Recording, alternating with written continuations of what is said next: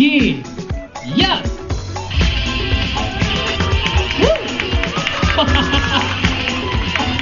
哇！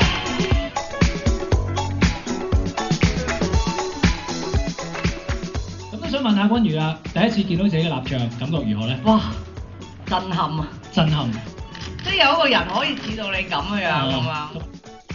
等啲遊客嚟到啊，呢一睇就知道呢個係靚女大美人君如。